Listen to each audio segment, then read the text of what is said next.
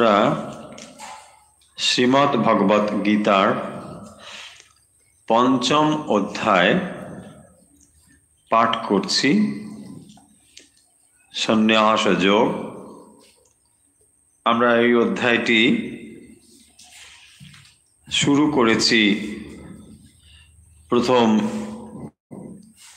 দুটি শ্লোক আমরা পড়েছি। এই অধ্যায়ে ভগবান সন্ন্যাস যোগ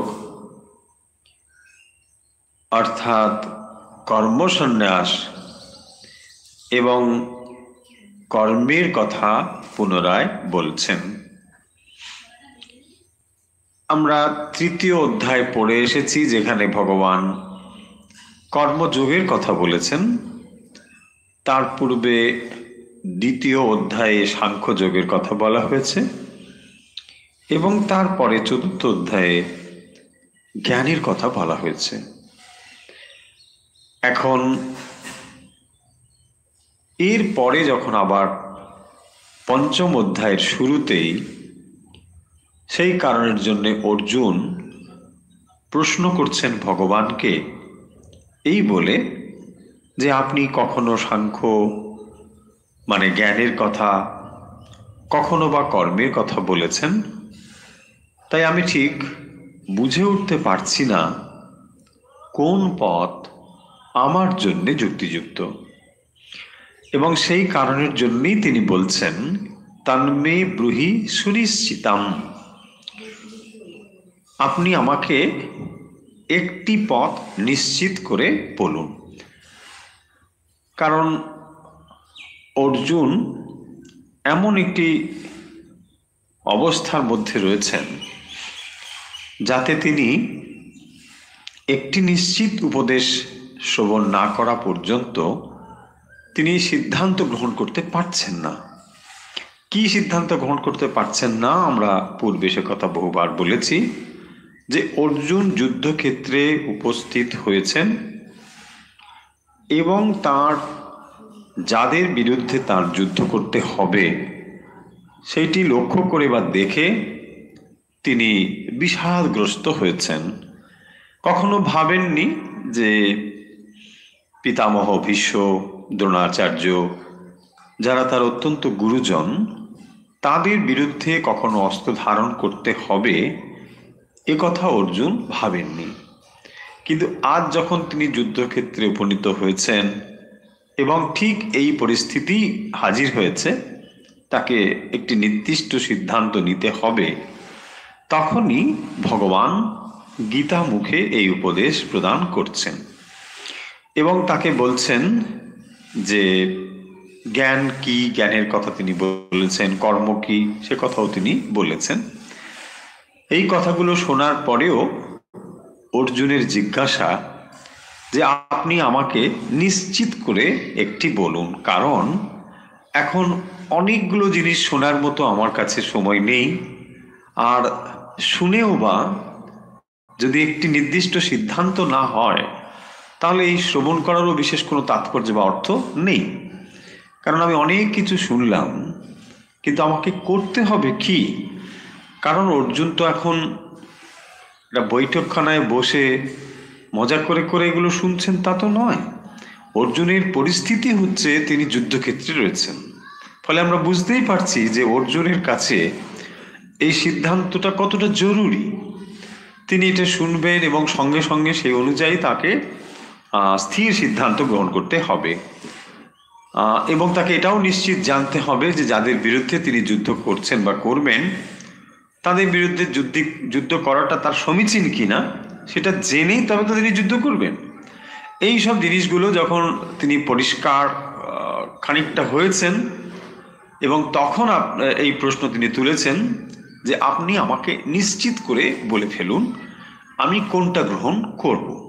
কারণ যখন অনেকগুলো অপশনস থাকে তখন আমাদের বুদ্ধি বিভ্রান্ত হয় যে এটা নেব নাকি ওটা, কারণ কোনটা রেজাল্ট কি তখন আমরা একটু কনফিউশন হয়ে যাই।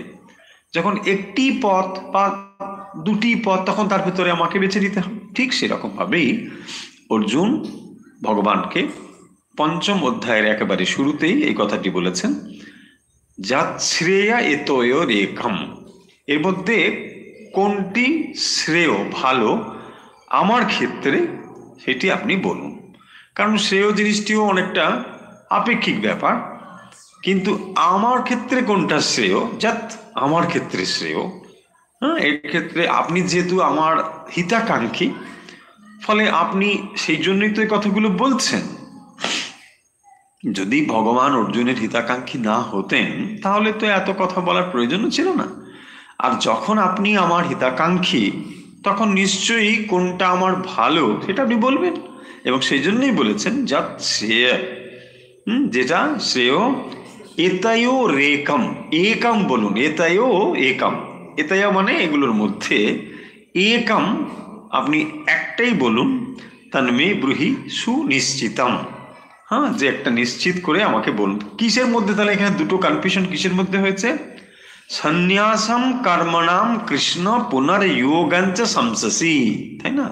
তাহলে প্রথম যে লাইনটি দেখুন, সেখানেই বলা হয়েছে যে আপনি কর্মসন্ন্যাসের কথা বলেছেন, আবার কর্মযোগের কথাও বলেছেন।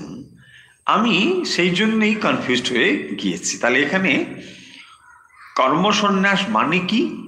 কর্মসন্ন্যাস মানে কর্মত্যাগ, সোজা কথা। হ্যাঁ, এখানে সন্ন্যাস মানে যে আমরা বুঝি সন্ন্যাস গ্রহণ করছেন, রিনাউন্স করছেন, মানে গেরুয়া ধারণ করছেন, এটা সেই ব্যাপারটা না। কর্মসন্ন্যাস মানে কর্মত্যাগ, সোজা কথা।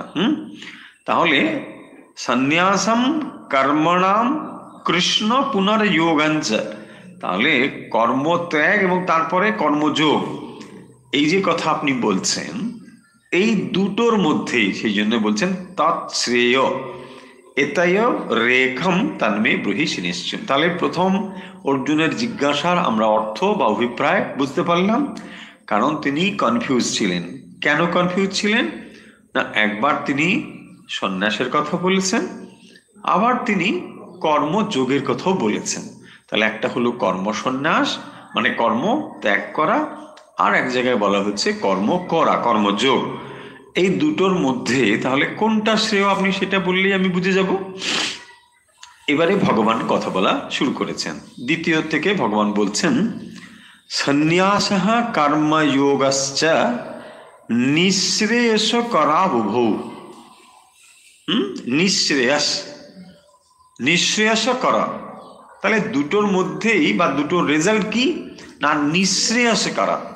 নিঃশ্রেয়স, তাহলে আমরা কি জানি? নিঃশ্রেয়স মানে মুক্তি, নিঃশ্রেয়স। হ্যাঁ, তাহলে কি রয়েছে না? এই সন্ন্যাস এবং কর্মযোগ, এই দুটোর রেজাল্ট তাহলে একই, এটা বোঝা গেল। সেটাই বলেছেন। কি তার রেজাল্ট? নিঃশ্রেয়স। একটাকে বলা হয় অভ্যুদয়, আর একটাকে বলে নিঃশ্রেয়স। অভ্যুদয় মানে জাগতিক উন্নতি, প্রসপারিটি, আর নিঃশ্রেয়স হচ্ছে মুক্তি, লিবারেশন। হচ্ছে তাহলে সন্ন্যাসঃ কর্মযোগশ্চ, তার মানে সন্ন্যাসঃ কর্মযোগঃ চ, দুটোকে যোগ করা হলো নিঃশ্রেয়স কর, নিঃশ্রেয়স করো উভৌ, এই দুটোই নিঃশ্রেয়স কর। পরিষ্কার দেখুন, এখানে কোনো আর অর্থ, কোনো অসুবিধা নেই। মানে সন্ন্যাস করলেও অথবা কর্মযোগ, এই দুটো করলে এই দুটো রেজাল্টে কিন্তু নিঃশ্রেয়সকর। দুটোর দ্বারাই নিঃশ্রেয়স লাভ করা সম্ভব, এটি বলছেন। তায়স্তু, এবার দেখুন, তায়োহ তু, তায়স্তু কর্ম সন্ন্যাসাৎ কর্মযোগ বিশিষ্যতে। একদম পরিষ্কার। তাহলে এখানে কি বলছেন? কর্ম সন্ন্যাসাৎ, কর্ম সন্ন্যাস মানে কর্মত্যাগ, রাইট? কর্মত্যাগের থেকে কর্মযোগ হচ্ছে শ্রেষ্ঠ। কর্মযোগটা কি আমরা জানি? কর্মযোগ হচ্ছে কর্মের ফল ভগবানের সমর্পণ করে কর্ম সম্পন্ন করা, এটাকে বলে কর্মযোগ। আর কর্মসন্ন্যাস কি না? কর্মকে ত্যাগ করে দেওয়া। কারণ ভগবান একটু আগে জ্ঞানের কথা বলেছেন, তাই না? এবং সেই জ্ঞানের কথাটা কি? শ্রেষ্ঠ জ্ঞান কি? আত্মজ্ঞান, তাই না? আত্মজ্ঞান মানে আমি কে, এটাকে জানা। বেশ, এখন এটাই যদি শ্রেষ্ঠ জ্ঞান হয় তাহলে আমরা এটাই জানি। তাই না? এই কথা তো আসবে যে আত্মজ্ঞান লাভই যদি আপনার সমস্ত জ্ঞানের সেরা হয়, তাহলে আমাদের সকলের উদ্দেশ্য কি হওয়া উচিত? জ্ঞান লাভ করা। এখানে আর তো কোনো কনফিউশন কথা নেই। কিন্তু কনফিউশনের কথাটা হচ্ছে অন্য জায়গায়। জ্ঞান লাভ করা নিশ্চয়ই আমাদের সকলের উদ্দেশ্য, এবং এটাই আমাদের হতো, কিন্তু ভগবান বলে দিয়েছেন যে বলে দিয়েছেন মানে আমাদের নেচারটা কি সেটা তিনি উল্লেখ করেছেন। বলছেন যে আমরা এক মুহূর্ত কর্ম না করে থাকতে পারি না। হয়েছে, আমরা মুখে বলতে পারি যে আমি কাজটা যার করবো না, আমি এখন বসে বসে মেডিটেশন করব, বা এটা বলতে পারি, বাট কি মেডিটেশন করব আমরা সকলেই জানি, তাই না? সেই জন্যে ভগবান বলছেন যে এটা অত সহজ নয়, এক মুহূর্ত কাজ না করে আমরা থাকতে পারি না। তাহলে আমরা কি করব? হয়তো ফিজিক্যালি আমি চুপ করে বসে রয়েছি, কারণ আমি অ্যাভয়েড করতে চাই। হ্যাঁ, কাজ না করে যদি সব রকম ফেসিলিটি পাওয়া যায়, কে কাজ করতে চায়, তাই না? কাজ করবো না, বাহ রিক্সে ভোতা হয়, চুপ করে বসে থাকো, ব্যাস। হ্যাঁ, সাধনকে খিলাও, আচ্ছা আচ্ছা সব খাওয়া দাওয়ার আসছে, হ্যাঁ সাধনকে খিলাও, আহ আহ, বুঝতে পারছি? এটা হতে পারে। এবং তাতে কি হবে, এমন কি ভগবান বলছেন, শুধু তাই নয়, তুমি তো কর্ম যদি ছেড়ে দাও, তুমি তো মেন্টালি এরকম করবে, এটা তো হবেই একটা দিক। দ্বিতীয়ত তিনি বলছেন তুমি যদি সমস্ত কাজ ছেড়ে দাও, তোমার শরীর যাত্রাটাও হবে না। শরীরটাকে যদি তুমি সচল রাখতে চাও, তার জন্য তোমার কাজ করতে হবে। দেখুন, তার মানে একটা ইনস্ট্রুমেন্ট, শরীরটা তো ইনস্ট্রুমেন্ট, সো ইনস্ট্রুমেন্টটা তখনই ঠিকঠাক থাকবে যদি মাজা ঘষা হয়, তাই না? দেখুন, একদম একদম সোজা ল্যাঙ্গুয়েজ, এর থেকে আর সোজা ল্যাঙ্গুয়েজ কিছু হতে পারে না। আপনার একটা গাড়ি আছে, বলছে না ওটা ব্যবহার করা হয় না, রেখে দিই, আচ্ছা কিছুদিন পরে ওটা খারাপ হবে কি না? একদম সত্য কথা। ঠিক এরকম ভাবে এই ইনস্ট্রুমেন্টটাকে যখন আমরা ভাবছি হ্যাঁ এটা ব্যবহার করো না, এটা ব্যবহার করলে খুব খারাপ হয়ে যাবে, গায়ে রোদ লেগে যাবে, তাই না? হ্যাঁ, তখন কি করলো, হ্যাঁ বসে থাকো, চুপ করে ঘরে বসে, ডেফিনেটলি জাস্ট এটা আস্তে আস্তে রুইন হয়ে যাবে। এটাই বলছেন যে শরীর যাত্রা, আপনার শরীর যাত্রার জন্যেও এটাকে কিন্তু ব্যবহার করতে হবে, হয়েছে? এবং শুধু তাই নয়, দেখুন আরো যদি আপনি দেখেন আমাদের হিউম্যান বডির স্ট্রাকচারটাকে দেখুন, পা দুটো ভগবান এমন করে রেখেছেন জাস্ট মুভ করার জন্যে। ওই যে সেই উপনিষদের বাণী না, চরৈবেতি চরৈবেতি, আপনি একটা হিউম্যান বডিকে দেখুন, ওটা যেন তৈরি হয়েছে ছোটার জন্যে, সামনের দিকে এগিয়ে যাওয়ার জন্যে। ওর ভেতরে যেন একটা এরকমই জিনিস রয়েছে যে ও যেন ছুটবে, ওই জন্যই ভগবান তৈরি করছেন, চুপ করে বসে থাকার জন্য নয়। চরৈবেতি, ওর হাত দেখুন সবসময় সামনের দিকে যাবে, পা গুলো সামনের দিকে যাবে, চোখ দেখুন সামনের দিকে রয়েছে, নাহলে তো পেছনে ভগবান চোখ লাগিয়ে দিতে পারতেন, তাই না? পেছনে চোখ আছে, এইগুলো থেকে দেখুন সব সামনের দিকে যাওয়ার জন্য যেন প্রস্তুত হয়ে আছে। তো সেইটি বলছেন যে তাইস্তু কর্ম সন্ন্যাসাৎ কর্মযোগ বিশিষ্যতে, এবং সেই জন্য ভগবান বলছেন যে তাহলে এই যদি তোমার অবস্থা হয়, এক মুহূর্ত যদি তুমি কাজ না করে থাকতে পারবে না, তাহলে কি বেটার তোমার কাজ করা উচিত, এইটাই ভগবান বলছেন। এবং তিনি এটাও বলছেন যে যদি সত্যি কেউ এরকম হয় যে তিনি কর্মকে ত্যাগ করে তিনি সন্ন্যাস, যথার্থ সন্ন্যাস গ্রহণের উপযুক্ত, তাহলেও তিনি লোক কল্যাণার্থ কর্ম করবেন। ভগবান যে কথা বারবার বলছেন যে আমার নিজের কোনো প্রয়োজন নেই, তবু আমি এক মুহূর্ত চুপ করে নেই, কারণ আর কি হবে না, মানুষ তাকে ফলো করবে। আরে ভগবানই কাজ করেনি তো আমার কাজ করার কি দরকার, তাই না? হ্যাঁ, শ্রীরামকৃষ্ণ একটা মজার এক্সাম্পল দিয়েছেন না, বলছে আমি যদি দাঁড়িয়ে দাঁড়িয়ে করি, সালারা ঘুরে ঘুরে করবে। হ্যাঁ, মানে কি, লোকস্তাদনুবর্ততে, তাই না? লোকস্তাদনুবর্ততে, ভগবান যা করেছেন এটা সবাই করবে। শ্রীরামকৃষ্ণ দেখুন কি পরিশ্রম করছেন, ওইরকম তার শরীর, ওইরকম শরীর মানে এত নরম যে শরীরে মানে হাত দিলে মনে হচ্ছে যেন একটা মানে মাখন লাগানো রয়েছে, এইরকম যার শরীরের অবস্থা, যার শরীর দিয়ে কোনো কর্ম সম্পন্ন হওয়ার মতন শরীর নয়, এত সফট। সেই শ্রীরামকৃষ্ণ কলকাতায় আসছেন, বলছে না চলো চলো, ভক্তের কাছে আসছেন কেন? একটা দৃষ্টান্ত স্থাপনের জন্যে তিনি করছেন, একটা যুগকে তিনি রিপ্রেজেন্ট করছেন, তাই না? ভগবান যখন আসছেন, ভগবান তো মানে যে 24 ঘন্টায় আবার একবার এসে যাবেন এরকম তো নয়, একটা নির্দিষ্ট একটা দীর্ঘ সময়কে তিনি রিপ্রেজেন্ট করছেন। ফলে তিনি এক মুহূর্ত চুপ করে বসে নেই। ভক্তরা যখন যাচ্ছেন তখন তিনি তাদের সঙ্গে কথা বলছেন, এদিকে ডাক্তার বলছেন আপনি কথা বলবেন না, আপনার কথা বলা বারণ, তবুও তিনি দেখুন বলছে না, শরীরটা তো যাবেই।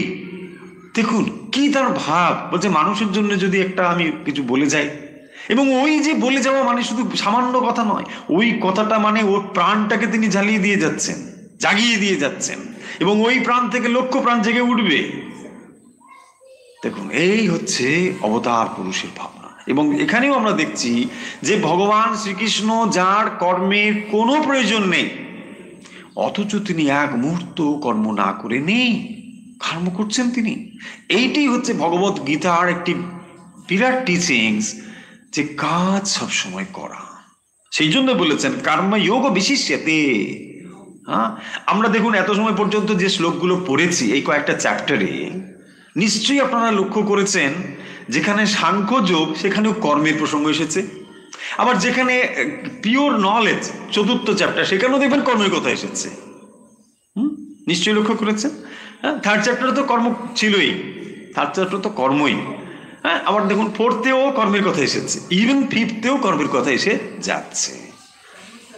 হ্যাঁ, সেই জন্য তাহলে এবার আমরা পড়েছি 2 নম্বর পর্যন্ত। তাইস্তু কর্ম সন্ন্যাসাৎ কর্মযোগা বিশিষ্যতে হয়েছে।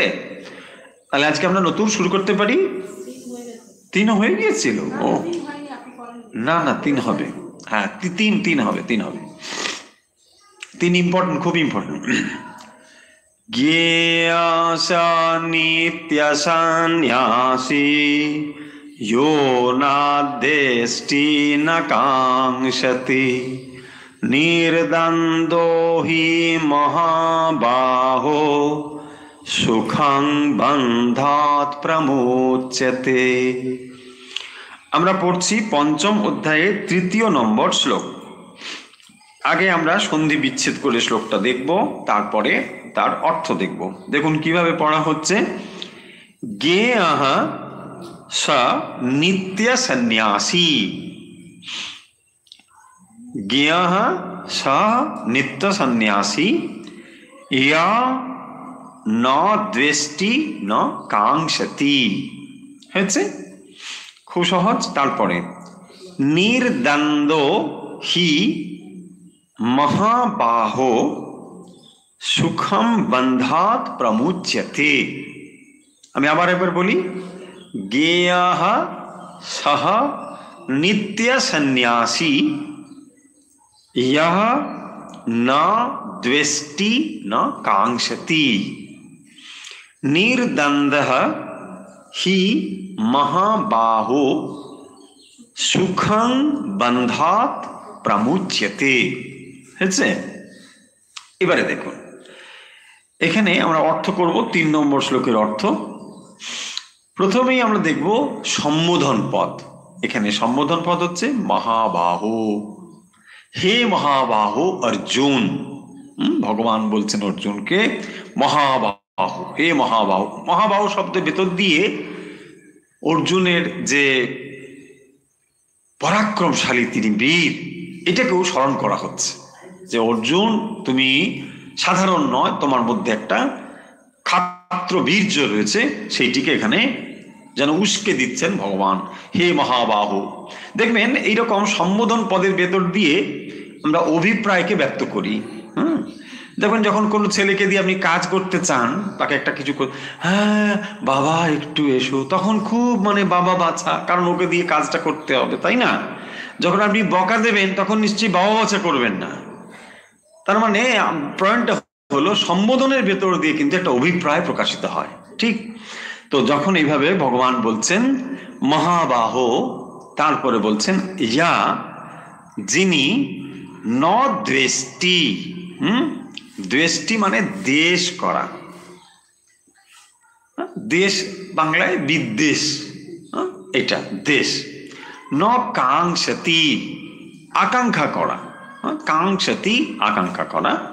তাহলে যো না দ্বেষ্টি না কাঙ্ক্ষতি। তারপরে কি বলছেন, সহ তিনি নিত্য সন্ন্যাসী জ্ঞেয়া, জ্ঞেয়াসা নিত্য সন্ন্যাসী, তাকে নিত্য সন্ন্যাসী বলে জানবে। সুন্দর একটা শব্দ, নিত্য সন্ন্যাসী। সন্ন্যাসী, নিত্য সন্ন্যাসী। হ্যালো, তাহলে তাকে নিত্য সন্ন্যাসী বলে জানবে। কাকে? ইহা মানে যিনি না দ্বেষ্টি, যিনি দ্বেষ করেন না, না কাঙ্ক্ষতি, যিনি কোনো আকাঙ্ক্ষা করেন না। হয়েছে? তাহলে যিনি ন দ্বেষ্টি ন কাঙ্ক্ষতি, সহ তিনি, তাকে নিত্য সন্ন্যাসী জ্ঞেয়া, জ্ঞেয়া মানে জানবে, তাকে নিত্য সন্ন্যাসী বলে জানবে। তাহলে দুটো শব্দ কি হলো? ইহা না দ্বেষ্টি না কাঙ্ক্ষতি, মনে থাকবে দুটো শব্দ, ইও না দ্বেষ্টি না কাঙ্ক্ষতি। দেখুন, এই দুটো হচ্ছে নিত্য সন্ন্যাসীর বেসিক কোয়ালিটি। তাকে বলা হয় নিত্য সন্ন্যাসী। মানে এই নিত্য সন্ন্যাসী কে?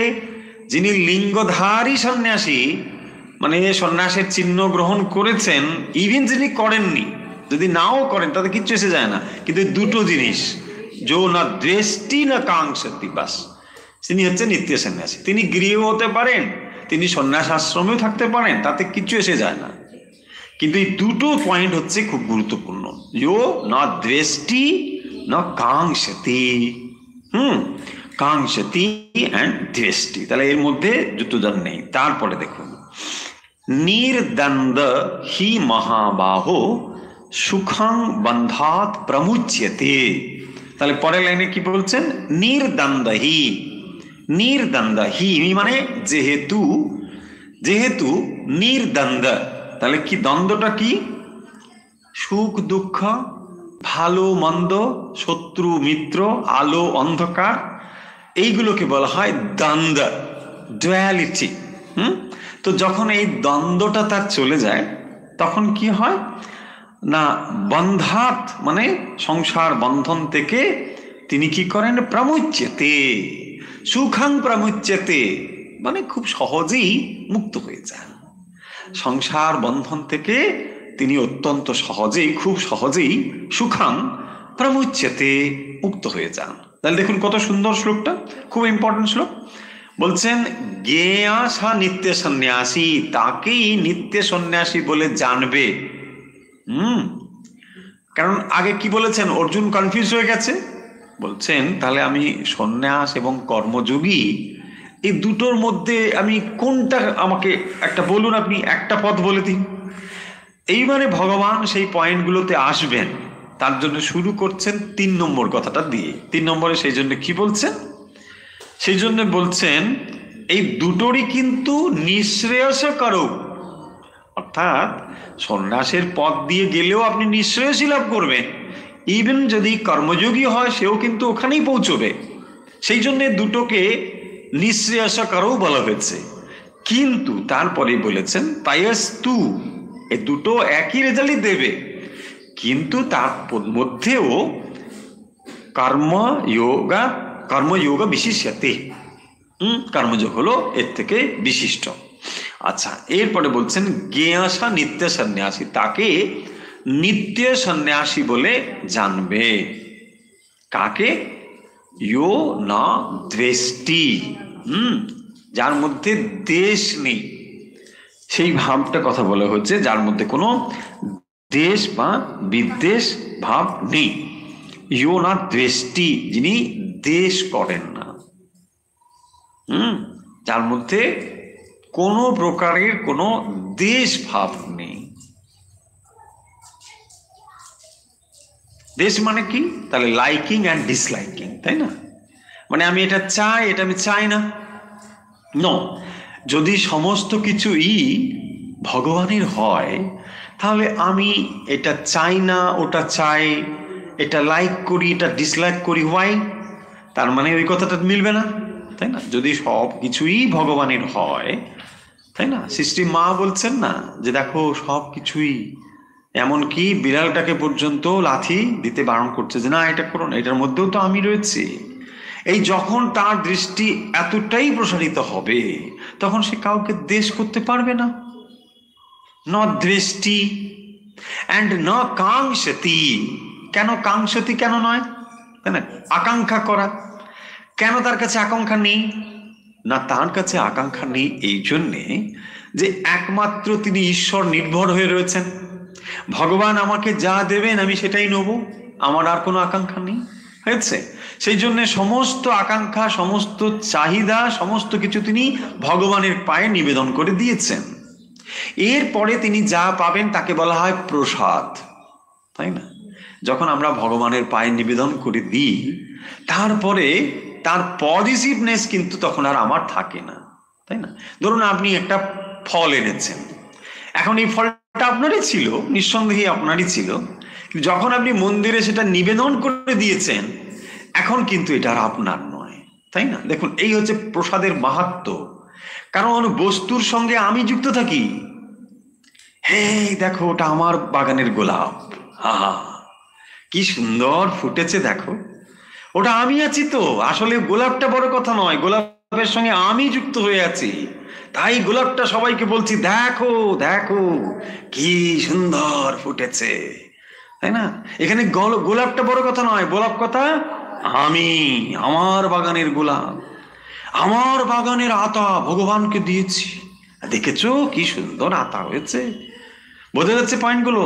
তাহলে দেখুন, তার মানে ওই বস্তুর সঙ্গে আমি টু সাম এক্সটেন্ড রয়েছি বলি এটা এরকম।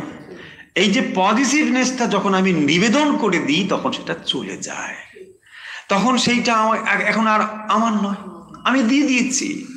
এবারে আমি কি করি, এই আমাকে একটু প্রসাদ দেবে, দেখুন আমি হাত পাচ্ছি, আবার ওই হয়তো এক টুকরো প্রসাদ আমাকে দিল, কিন্তু ওটা তখন আর আমার নেই।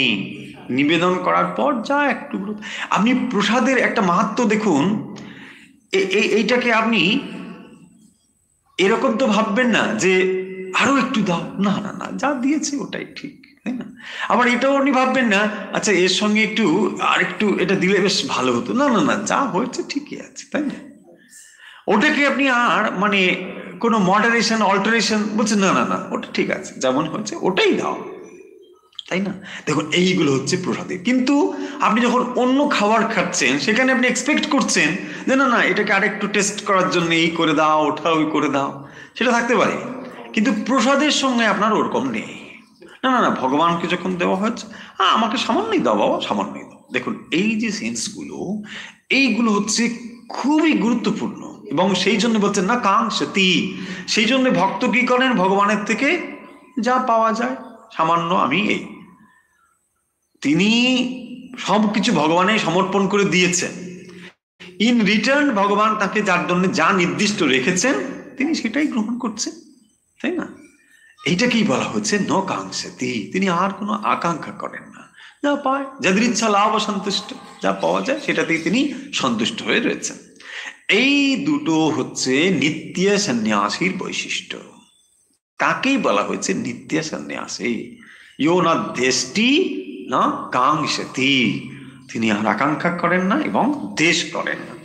যখন এই দুটো জিনিস থেকে তিনি মুক্ত হয়ে গেলেন, কোন দুটো জিনিস?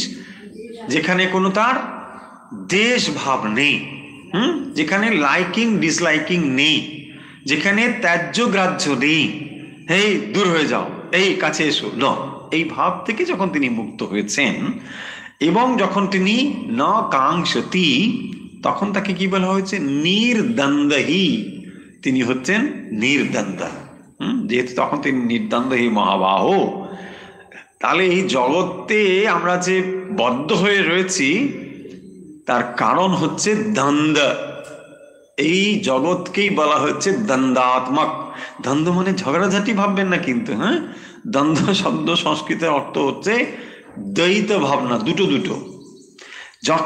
যতদিনই আমরা সুখ চাইব, দুঃখ পিছু ছাড়বে না। যতদিন আমরা বন্ধু বন্ধু করেছি ততদিন শত্রু ছাড়বে না। যতদিন নাম যশের পেছনে ছুটেছি ততদিন অখ্যাতি অপজয় পিছু ছাড়বে না। এই যে জিনিসগুলো থেকে যিনি বিমুক্ত হয়ে যায়, অর্থাৎ আমি সুখও চাই না, আমি দুঃখও চাই না, আমি স্বর্গও চাই না, আমি নরকও চাই না, এই যে ভাবনাগুলো, বলছেন সুখং বন্ধাত প্রমুচ্যতে, তিনি তখন দ্বন্দ্বরহিত হয়ে চলে যান। এই যে দ্বন্দ্বরহিত হলে তাহলে কি হয় না, মাইন্ড দেখবেন তখনই চিত্ত সম্পূর্ণ শুদ্ধ হয়ে যায়। এই জগৎকে আমরা যেভাবে ব্যবহার করছি, যেভাবে আমরা জগতের প্রতি প্রতিক্রিয়া জানাচ্ছি, সেটা আমাদের মনেরই রিফ্লেকশন, তাই না? বারবার আমরা এই পয়েন্টটা বলেছি বিভিন্ন ক্ষেত্রে বিভিন্ন প্রসঙ্গে। তার মানে যখনই আমরা মেন্টালি পিওর হয়ে যাব, তখন এই জগতে যেভাবে আমরা রেসপন্ড করছি সেটা সম্পূর্ণ আলাদা হয়ে যাবে, তাই না? সম্পূর্ণ আলাদা হয়ে যাবে। যখন একটা বস্তুর প্রতি ধরুন আপনার আকাঙ্ক্ষা রয়েছে, তখন আপনি একটা লাইনে কথা বলবেন, তাই না? যদি আপনার কোনো আকাঙ্ক্ষা না থাকে তখন আপনি অন্যভাবে কথা বলবেন, তাই না? ধরুন একজন মানুষের কাছে একটা জিনিস রয়েছে, জাস্ট একটা এক্সাম্পল হিসেবে, এবং ওই জিনিসটা আমার খুব পছন্দের, আমি ওটা চাই। এখন আমার ওয়ে অফ টকিং কিরকম হবে? হ্যাঁ তুমি খুব ভালো জানো, এই মানে কি, আমার ওকে খুশি করতে হবে। করলে কি হবে, হয়তো জিনিসটা আমাকে অফার করলেও করতে পারে। দেখুন জাস্ট আমি একটা এক্সাম্পল বলছি। এবং যদি আমার ওই জিনিসটার প্রতি কোনো রকম দুর্বলতা না থাকে, আমার ওয়ে অফ টকিং কি ওরকম হবে?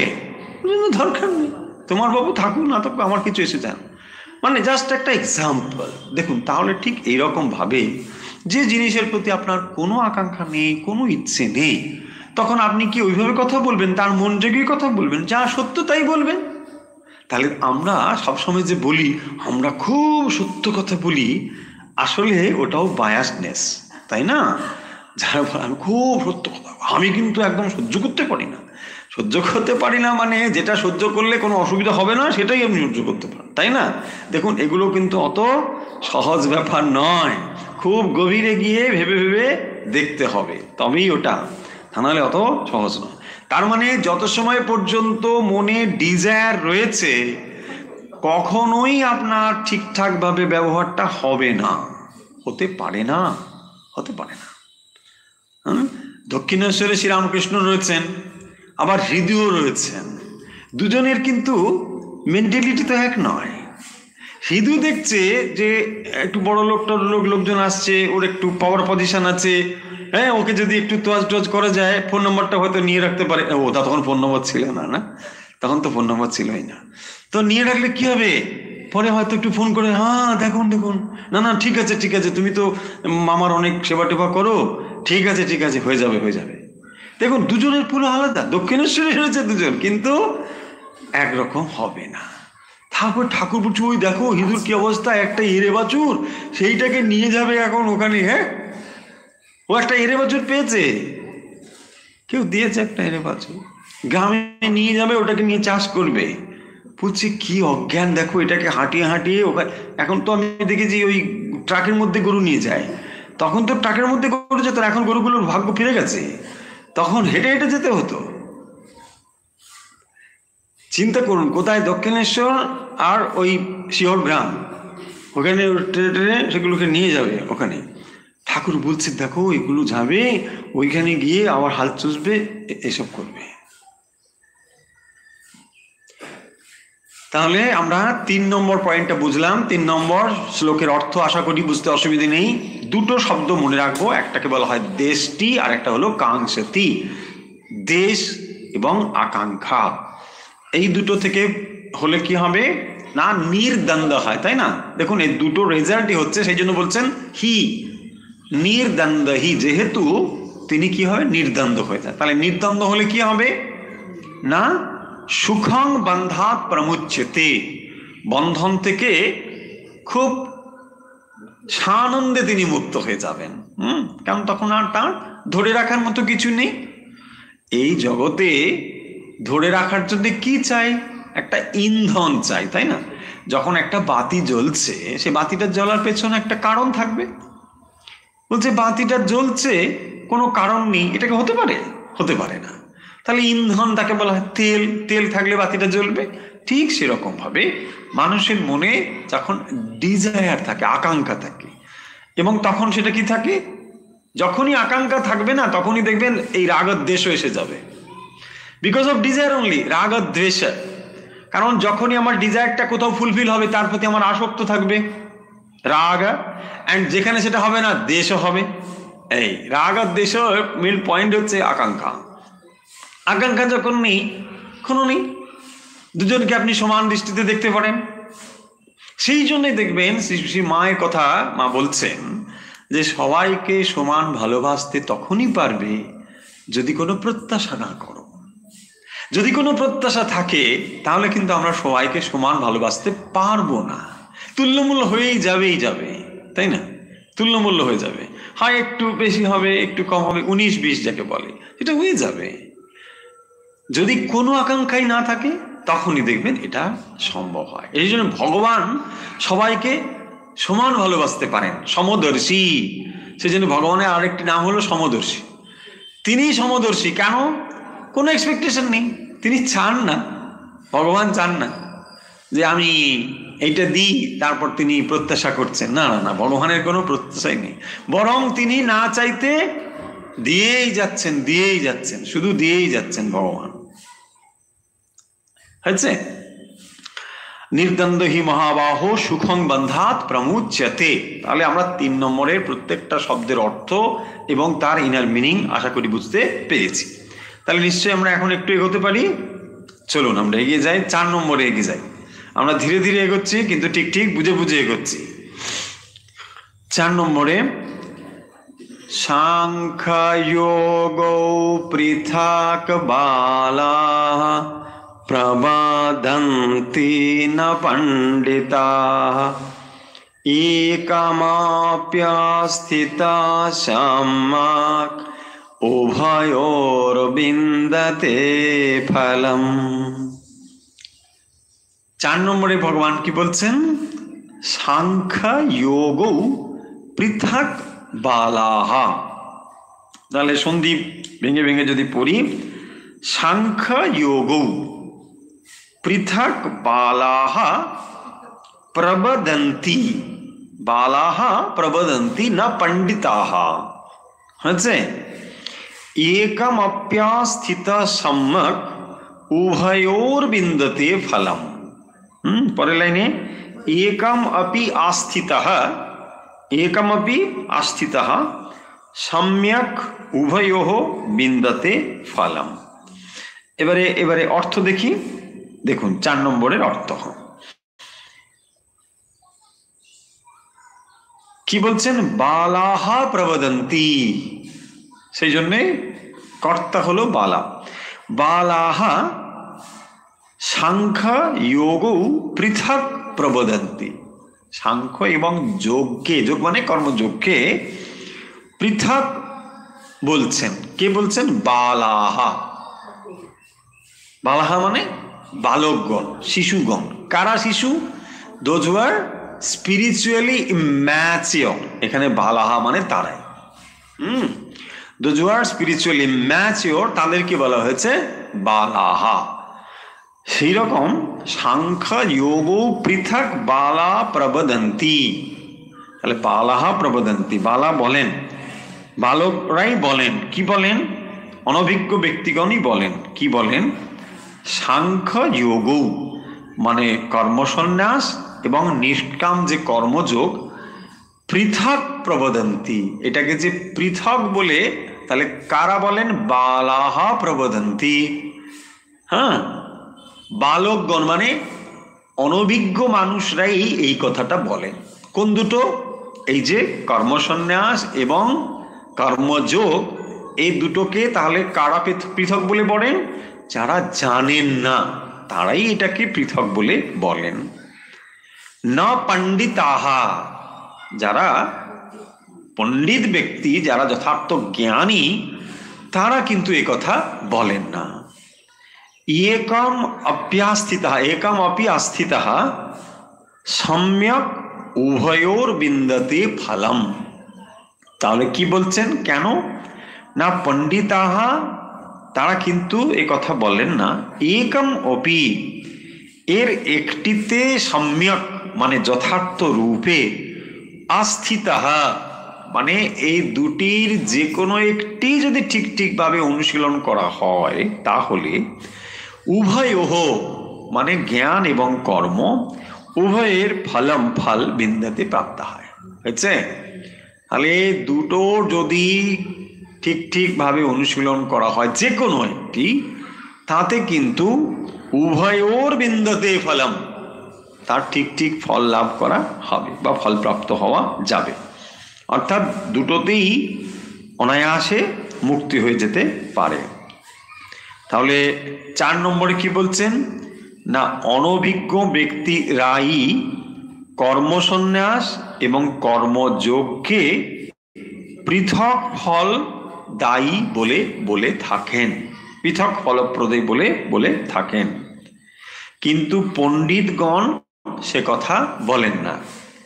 জ্ঞান এবং কর্ম এর যে কোনো একটি যদি সম্যক রূপে অনুষ্ঠিত হয় তবেই উভয়ই মোক্ষ ফল লাভ করে, প্রদান করে। হয়েছে? দেখুন তাহলে 4 নম্বরে এসে ভগবান কি বলছেন, যে কথা তিনি 2 নম্বরেও খানিকটা বলে ফেলেছেন। 2 নম্বরে কি বলেছিলেন দেখুন, সন্ন্যাস কর্মযোগাশ্চ নিঃশ্রেয়স করাবভৌ, তাই না? এই দুটোই নিঃশ্রেয়স ফল প্রদান করে দুটো। এটাই আবার 4 নম্বরে এসে বলছেন যে এই দুটো কিন্তু পৃথক নয়। যদি দুটো পথ পৃথক হয় তখন একটা প্রশ্ন আসবে যে আমি কোনটা গ্রহণ করব, তাই না? আইদার এটা নয় ওটা, যেটা অর্জুনের মনে প্রশ্ন এসেছিল যে আপনি কর্মের কথা বলেছেন আবার জ্ঞানের কথাও বলছেন, মানে কর্মসন্ন্যাসের কথা বলেছেন, ফলে আপনি নিশ্চিত করে একটা বলুন।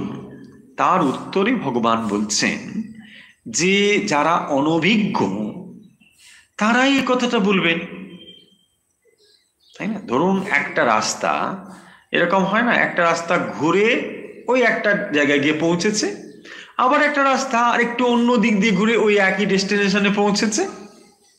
এখন যিনি এই দুটো রাস্তা দিয়ে গিয়েছেন তিনি বলতে পারবেন যে দেখো দুটো রাস্তাই কিন্তু এক জায়গায় গিয়ে মিলেছে। এখন যদি আমি এখান থেকে যাত্রা শুরু করি, কোথায় পৌঁছবে না যদি বুঝি, তাহলে আমি কি বুঝবো?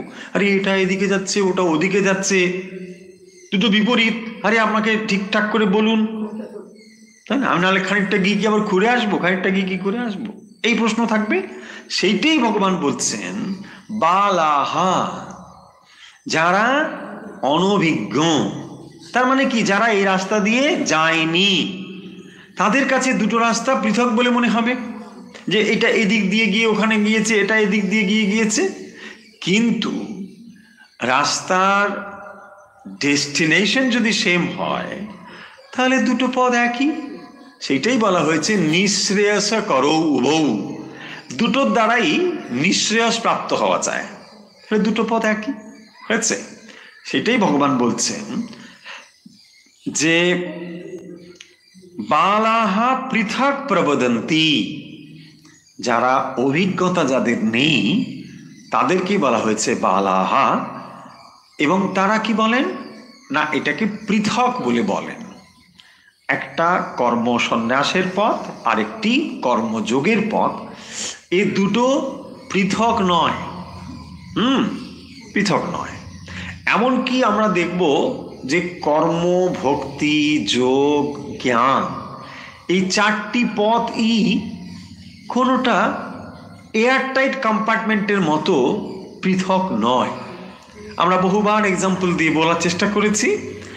ইভেন স্বামীজিও এই যুগে, এ তো আমরা পড়ছি ভগবত গীতার যুগ, এই যুগে স্বামী বিবেকানন্দ কম্বিনেশন অফ 4 যোগস তিনি বলেছেন, and that was his idea, এবং তিনি এটাই করেছেন মঠ মিশনে, এই আদর্শটাই ইমপ্লিমেন্ট করেছেন যে কম্বিনেশন অফ 4 যোগস। তিনি যে এমব্লেম ব্যবহার করেছেন সেখানেও দেখবেন এই 4টি যোগের সমন্বয়ের কথা বলেছেন, এবং এটাই তার আদর্শ যে 4টে যোগকে তিনি সমন্বয় করেছেন, যোগ ও সমন্বয়। কারণ আমরা একজন মানুষকে কর্মযোগী বলতে পারি তার প্রবণতা অনুযায়ী, কিন্তু তার মানে এই নয় যে তার মধ্যে ভক্তি নেই, তার মধ্যে জ্ঞান নেই, এটা হতে পারে না। এক একজনের প্রবণতা একদিকে, সেই অনুযায়ী তার ওটা হতে পারে। তাকে আমরা জ্ঞানযোগী বলতে পারি, তাকে আমরা ভক্ত বলতে পারি, কিন্তু তার মানে যে বাকিগুলো তার কাছে নেই এটা কিন্তু নয়। সেই জন্য স্বামীজি বলেছেন, দেখবেন যে কম্বিনেশন অফ ফোর যোগ আছে।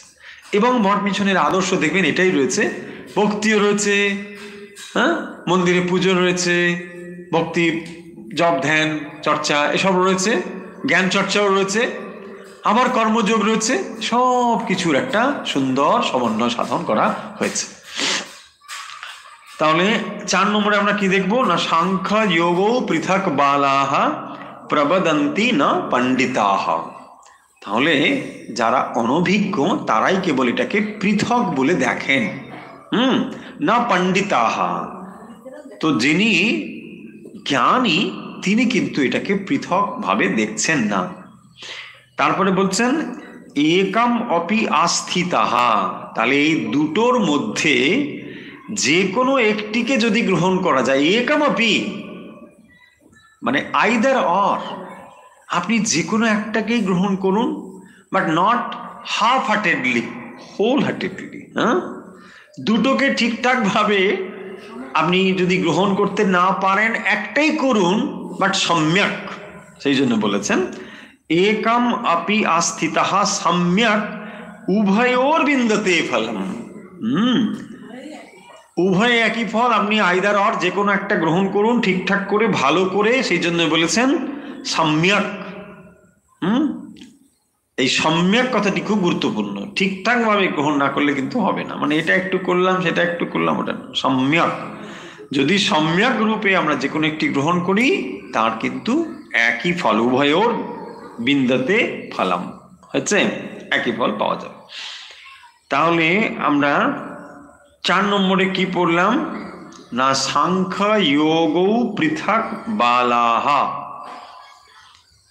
দ্বন্দ্ব সমাস হয়েছে দেখুন, সাংখ্য এবং যোগ। সাংখ্য যোগ নরা নরৌ, এখানে মিলে যাবে যৌ ও।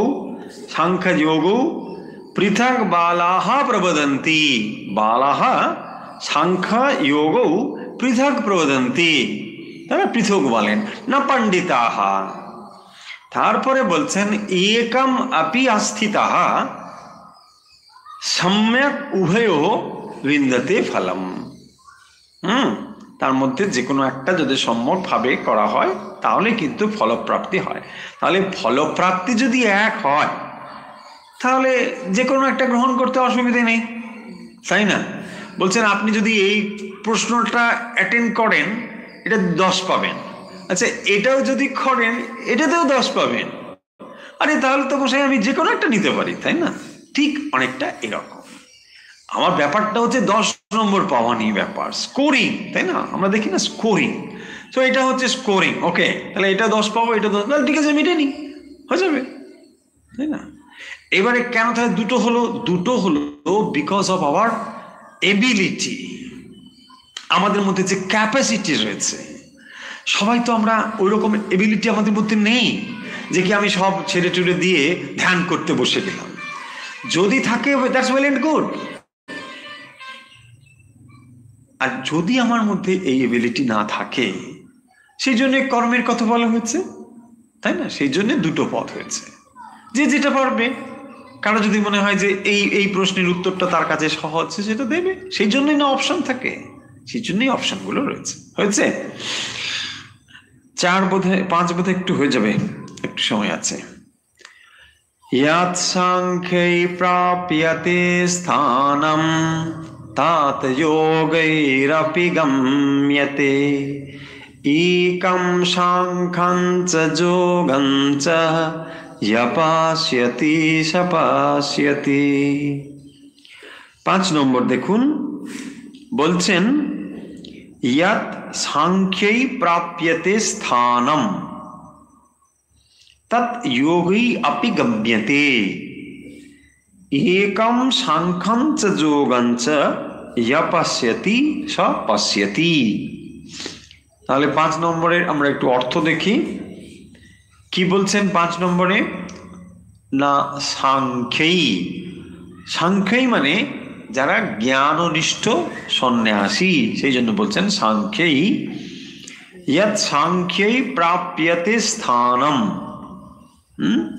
স্থানম মানে এখানে মোক্ষ, স্থানম স্থান, মোক্ষ বা গতি, প্রাপ্যতে লাভ করে, যোগই অপি কর্মযোগীও কর্তৃক তৎ সেই মোক্ষ স্থান গম্যতে প্রাপ্ত হন। যিনি সাংখ্যম চ যোগঞ্চ মানে জ্ঞানযোগ এবং নিষ্কাম কর্মযোগ, একম একই ফলপ্রদ পশ্যতি দেখেন, সতিনি পশ্যতি মানে যথার্থ রূপে দেখেন। হ্যাঁ একই হলো, এখানে কেবল বলা হয়েছে এই দুটোর রেজাল্টের দিক থেকে, যে কথা আমরা একটু আগে বলেছি। তাহলে এখানে কি বলছেন? যৎ সাংখ্যেই প্রাপ্যতে স্থানম, এখানে স্থানম মানে মোক্ষম, মোক্ষ স্থানম আছে। তাহলে যৎ সাংখ্যেই, সাংখ্যেই মানে জ্ঞান নিষ্ঠ সন্ন্যাস হয়েছে, জ্ঞাননিষ্ঠ সন্ন্যাসের দ্বারা সাংখ্যেই ইয়ৎ প্রাপ্যতে স্থানম মানে ওই পরম পদ বা মোক্ষ লাভ করা সম্ভব হয়। ইয়ৎ যোগেই অপি গম্যতে, কর্মযোগের দ্বারাও সেটাই লাভ করা যায়, যোগেই অপি তৎ গম্যতে। একম সাংখ্যঞ্চ যোগঞ্চ, তাহলে সাংখ্য এবং যোগে অর্থাৎ জ্ঞাননিষ্ঠ সন্ন্যাস এবং কর্মযোগ এই দুটোতেই একম সাংখ্যঞ্চ যোগঞ্চ, তাহলে দুটোর রেজাল্ট তো একই, অর্থাৎ সেটা কি? সেজন্য বলছেন স্থানম মোক্ষ স্থানম, দুটোর রেজাল্ট একই। বলছেন ইয়া পশ্যতি সপশ্যতি মানে এইটিকে যিনি দেখেন তিনি যথার্থ রূপেই দেখেন, তিনি ন বালাহা তিনি পণ্ডিতাহা হয়েছে। এইটাকে যিনি দেখেন মানে যিনি এইটাকে ঠিক ঠিক অবগম্যতে, যিনি এটাকে ঠিক ঠিক বোঝেন, তিনি কি পণ্ডিতাহা, তিনি হচ্ছেন পণ্ডিত, তিনি হচ্ছেন ম্যাচিওর, স্পিরিচুয়ালি ম্যাচিওর। অর্থাৎ যখন এই দুটো ঠিকঠাক ভাবে একই জায়গায় নিয়ে যায়, যে কথা একটু আগে আমরা বলেছিলাম, এটাকে আরো ক্লিয়ার করে ভগবান স্বয়ং বলছেন যে 5 নম্বরে যে এই দুটোর রেজাল্ট কিন্তু একই, এবং সেটা কি? মোক্ষ প্রাপ্তি। যখন দুটোর রেজাল্ট একই হয় তাহলে দুটো একই, সেটাই বলেছেন যে যে দেখে, ওই জন্য বললেন যা পশ্যতি সপশ্যতি। পশ্যতি সপশ্যতি মানে যিনি এটাকে দেখেন, সপশ্যতি মানে তা যথার্থম পশ্যতি, তিনি যথাযথভাবে দেখেন। হ্যাঁ এটাই এই যে বালাহা এবং পণ্ডিতাহা, তাহলে যিনি যথার্থ রূপে দেখেন তিনি পণ্ডিতাহা, তিনি আর বালাহা নয়, এইটি হয়েছে। তাহলে এখন আমরা সমাপ করতে পারি 3, 4, 5। দেখুন আজকে আমরা পড়লাম 5ম অধ্যায় সন্ন্যাস যোগ এর 3, 4 এবং 5 নম্বর শ্লোক। 3 নম্বর শ্লোকের বক্তব্য ছিল কি? তাকে নিত্য সন্ন্যাসী বলে জানবে। ভগবান যখন বলছেন যে কর্মসন্ন্যাস এবং কর্মযোগ এই দুটো পৃথক নয়, দুটো কিন্তু একই, সে কথা তিনি একটু আগেই বলেছেন। কি বলেছেন? নিঃশ্রেয়স করো উভৌ, দুটোর দ্বারাই নিঃশ্রেয়স লাভ করা যায় হয়েছে। 3 নম্বরে এসে বলছেন জ্ঞেয়স নিত্য সন্ন্যাসী, তাকে নিত্য সন্ন্যাসী বলে জানবে যিনি এই দুটো জিনিসে প্রতিষ্ঠিত হয়েছেন। কি? ন দ্বেষ্টি ন কাঙ্ক্ষতি, যার কোনো দেশ নেই। আমরা দেশের উল্টে কি পড়েছি? রাগ দ্বেষ রয়েছে না? রাগ মিন্স অ্যাটাচমেন্ট, দ্বেষ মিন্স দূরে সরিয়ে দেওয়া। হ্যাঁ, তাহলে একটা হলো লাইকিং, একটা হলো ডিসলাইকিং হচ্ছে। রাগ আমরা সাধারণত কি করি? যেটা পছন্দ করি কাছে টেনে দিই, আর যেটাকে পছন্দ করি না, তাই না? এই জিনিসটা হয়। তো এই যে রাগ অ্যান্ড দ্বেষ, এই দুটোকেই বলেছেন যিনি এখান থেকেই মুক্ত হয়েছেন। না দৃষ্টি না কাঙ্ক্ষতি, তার কাছে কোনো রাগ দেশ নেই, এটা চাই না এটা চাই না এরকম নেই, মানে লাইকিং অ্যান্ড ডিসলাইকিং নেই।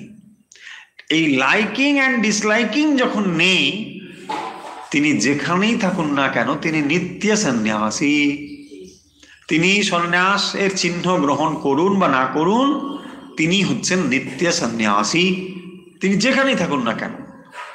রাগ দ্বেষ, তাহলে আমরা আশা করি বুঝে যাচ্ছি যে আমাদের এই জগতের সঙ্গে অ্যাটাচমেন্টের কারণগুলো কি কি। রাগ দ্বেষ না কাঙ্ক্ষতি, এবং তার মধ্যে কোনো আর আকাঙ্ক্ষা কিছু নেই। একমাত্র ভগবত ভক্তি প্রাপ্তি তার আকাঙ্ক্ষা, এছাড়া আর তার কোনো আকাঙ্ক্ষা নেই। শরীর ধারণের জন্য প্রসাদ রূপে তিনি যা প্রাপ্ত হন যথেষ্ট, আর তার বেশি কিছু তিনি চান না। তাকেই বলা হয়েছে নিত্য সন্ন্যাসী। খুব সুন্দর শব্দ, নিত্য সন্ন্যাসী।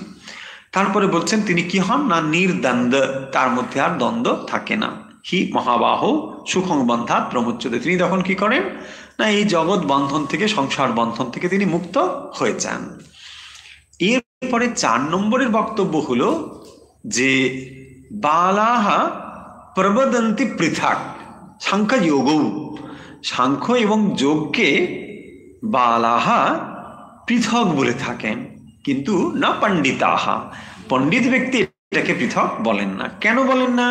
না উভয়োর বিন্দুতে ফলম, উভয়ে সম্যক, যদি সম্যকভাবে কেউ এটাকে চর্চা করেন তাহলে কি হবে না একই ফলপ্রাপ্ত হচ্ছে। এবারে 5 নম্বরে তাহলে বক্তব্য কি? 5 নম্বরে বক্তব্য হলো ইয়াদ সাংখ্যই প্রাপ্যতে স্থানম তৎ যোগৈপি গম্যতে। দেখুন এখানে প্রাপ্যতে এবং গম্যতে দুটো শব্দ বলা হয়েছে না, দুটো শব্দের অর্থ কিন্তু একই। হ্যাঁ, গতি প্রাপ্তি এ দুটো শব্দ রয়েছে। হ্যাঁ, এক প্রাপ্যতে প্রাপ্ত হওয়া হয়, আর 2 হচ্ছে গতি গম্যতে, সেই জন্য দুটো শব্দ বলেছেন প্রাপ্তি এবং গম্য। তাহলে কোনটা না সাংখ্যেই জ্ঞান। তাহলে যারা জ্ঞাননিষ্ঠ সন্ন্যাসী তারা যা প্রাপ্ত হন, কর্মযোগীও তাই প্রাপ্ত হন। গম্যতে একই জিনিস প্রাপ্ত হন। যখন দুজনেই একই জিনিস প্রাপ্ত হন তাহলে কি বলবো না একম সাংখ্যঞ্চ যোগঞ্চ যপস্যতি। এইরকম ভাবে যখন দুটো জিনিসকে কেউ দেখে, কাকে দেখে? সাংখ্য এবং যোগকে, অর্থাৎ সন্ন্যাস এবং কর্মযোগ, যখন এই দুটোকে কেউ এভাবেই দেখে, কি দেখে না যেটা রেজাল্ট যেভাবে হয় কি পরম স্থানম, যখন দুটো জিনিসই আমাকে পরম স্থানে নিয়ে যায়, এই দৃষ্টিতে যিনি দেখেন তিনি কি দুটোকে পৃথক দেখবেন? বলছেন না না না না না, দুটো পৃথক নয়, দুটো তো একই জিনিস, দুটো দিয়েই তো ওখানে পৌঁছানো যায়। এটাকেই বলা হয়েছে যে ইয়া পাশ্চাতি সপশ্চাতি। যিনি এটাকে দেখেন তিনি যথার্থ রূপেই দেখেন, দেখেন মানে তিনি এটাকে ঠিকঠাক জানেন, অবগম্যতে তিনি এটাকে জানেন। বোঝা গেছে? তাহলে আজকে আমরা থামবো। এখন আমরা আজকে পড়লাম সন্ন্যাস যোগ 3, 4, 5। হ্যাঁ, আমরা একটু একটু করে এগোচ্ছি, আশা করছি আমরা বুঝে যাচ্ছি, আমরা শব্দের অর্থগুলো বুঝছি, তার ভেতরের অর্থটা বুঝছি, এবং যেখানে যেখানে প্রয়োজন রয়েছে আমরা একটু করে ইলাস্ট্রেশনও করছি। আজকের এই ইলাস্ট্রেশনগুলো খুব কঠিন কিছু নয় আশা করছি, এর ভেতরে খুব জটিল কথাও বিশেষ কিছু নেই, সহজ কথা, এখানে জ্ঞানের কথা রয়েছে। একটিকে বলা হয়েছে মানে কর্ম সন্ন্যাস, আর একটি হলো কর্মযোগ। হ্যাঁ, কর্ম সন্ন্যাস মানে যে কর্মগুলোকে আমরা ত্যাগ করে দিলাম, সেই কথাটি বলা হয়েছে। তো তার থেকে ভগবান বলেছেন কর্মযোগা বিশিষ্যতে, কর্মযোগকে তিনি বলেছেন। কিন্তু কর্মযোগ মানে যেখানে ফল ঈশ্বরে সমর্পণ করা, হ্যাঁ, সেটাকে বলা হয়। অর্থাৎ ফলের আকাঙ্ক্ষা না করে যে কর্ম করা, তাকেই বলা হয়েছে কর্মযোগের আদর্শ, সেটি। তাহলে আজকে আমরা এখানে থামছি, আমরা ফিরে